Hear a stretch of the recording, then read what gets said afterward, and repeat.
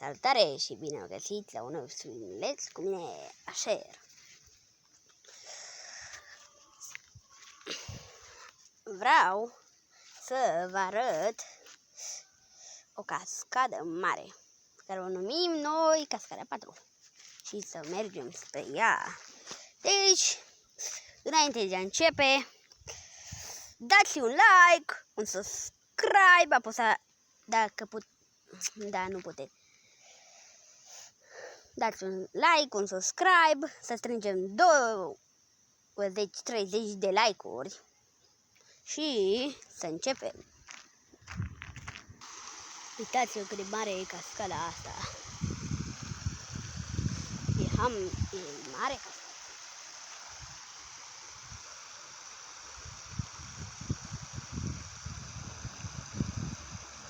Să vă apropii să fie mai... Da. Am face un tour înainte ei. Și clar, e și mai mare cascadă. Acum nu se mai scaldă. Acum nu mai se mai scaldă în ea. Da, nu știu astăzi, dar începe să vină vremea rece la noi și vine și toamna, după cum vedeți. Da.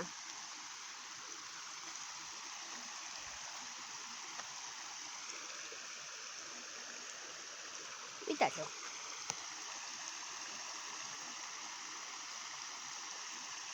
Și dacă aș putea să vă apropii să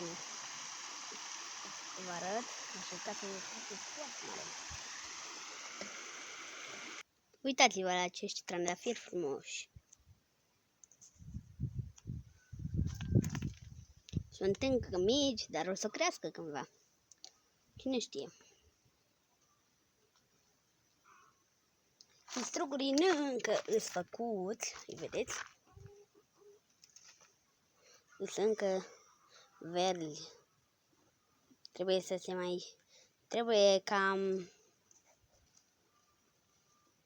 cam în toamnă să se facă, așa a zis mama. Da. Da, dacă v-a plăcut acest filmuleț, nu uitați să dați un like, un subscribe, să strângem 20-30 de like-uri, dacă se poate. Și eu am fost Asher și ne vedem data viitoare. Pa!